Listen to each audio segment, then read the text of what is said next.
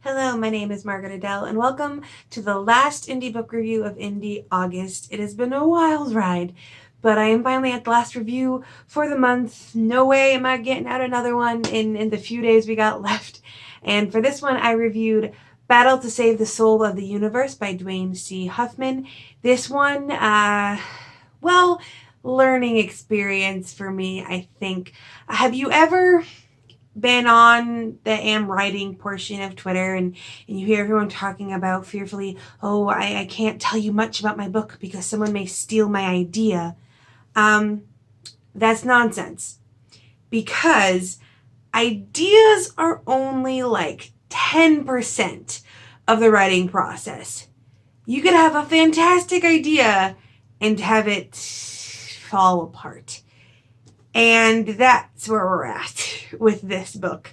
Now, when I first saw this, I looked at the cover and I thought, okay, we're looking for some schlocky sci-fi weirdness. And I'm all for schlocky sci-fi weirdness. This is about a young woman named Katrina who, when she was a young child, the sanctuary city that she lived in fell to this race of evil aliens with their megacore capitalist human puppets took over, and her parents end up kidnapped with their memories wiped, and she decides she's going to go save them. Now that's the general gist of the synopsis. The book is actually 20 times more complex than that. It actually involves multiple characters, and it's not just one girl trying to save her parents, it's this militia trying to beat off an entire alien race, essentially, called the Ophidians, which are basically just giant snakes, hence the giant snake on the cover there. This is another race of people called the, I do not even remember how to pronounce, nope, it just says alien priest. So, in general, it was very in-depth, plot-wise. Very in-depth, much more so than it should have been in one book. This book is less than 300 pages, this copy. If I was to lay out all the plot points, you would think I just laid out the plot points for an entire trilogy of books. We are talking like gigantic space battles and other battles and time traveling and revelations and all this kind of stuff. And I loved the concept of it, but I love big, bombastic, fight evil alien, space opera-esque sci-fi. The writing style in this was, I hate to say it, but it was awful.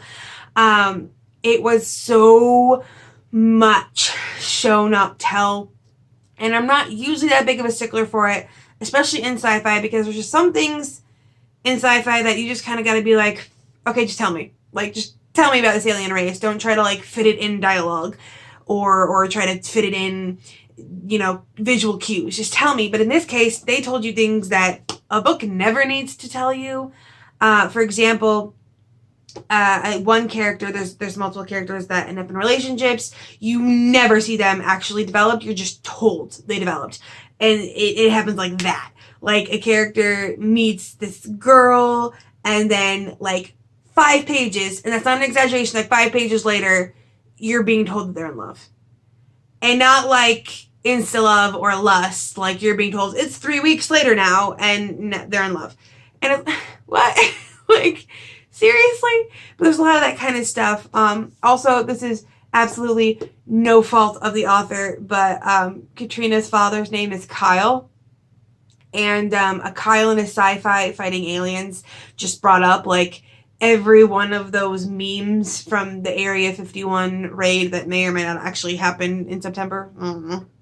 Come back in a month and see. I was being a Kyle. Shut up. So it wasn't his fault that brought up to my mind. Although the parents did seem very immature at times. I mean, by the middle point of the story, even though they have their memories right, they still are the same age. They still see themselves at the same age. So these are supposed to be 2 people that have, like, young adult offspring. Like, so they're supposed to be, like, minimum of 40s or older, and they still seem so immature. And the general that Kyle becomes, they call him General Kyle, which sounds like what a child thinks a general in the army is called. Not General Armstrong, because it's the same. And that's a good, like, military name, military sci-fi name, General Armstrong. No, just General. And so much stuff is skipped and gone over quickly, and things are told to you after the fact, like, oh yeah, BTW, this happened. And you're like, okay. Like, there's at one point, there's this, like, entire 4-page scene told in flashback after the fact, and I'm like, why did you not add that in? Like, the flashback served no purpose. You could have had that happen. It's almost like the author had everything written out and didn't want to move things around, even when it made more sense to have them moved. Like, there will be times where it's like, oh yeah, this happened. I'm like, no, editing should have caught that. You should have gone back and added that in at the moment that it needed to be mentioned, not 5 pages later after the fact. And that took me out a lot. And in general, this kind of surface level, you know, being told everything meant that the best way I can describe it is, it's like if your friend went to see a movie and you have no interest in seeing that movie necessarily, so you just let them tell you point by point what the movie is about. That's what this book feels like. Like someone would see a really cool movie and then retold you the movie in just like point blank, this is what happens and then this happens. Like at one point, one character flat out says, that's, you know, she's starting to pull away from now, we're separating from each other now, or something like that. Like, no, there are like ways to tell that emotionally that aren't point blank, this is what happened. But as I was reading, I couldn't quite give this a 1 star. And thankfully I have not had to give a review book a 1 star yet. I loved the concepts of this in a lot of ways. I loved the ideas of the plot twists. They were just very poorly done. And how one character comes back in a big way. And I liked it. The one thing I loved, and I am going to mispronounce this word. I believe it is pronounced Van Wan Ung or Vana Wan Ung or something like that. It's this telepathic joining of minds. A bunch of telepaths get together to create essentially what is a sentient being, and the sentient being can then do things that the telepaths cannot do separately. And the concept I loved the most about this was this newly created sentient being has to allow themselves to be terminated to let the telepaths break free of it again. So essentially they'll come together to create this Vanawan Ung or whatever it is, this joining to do some big thing.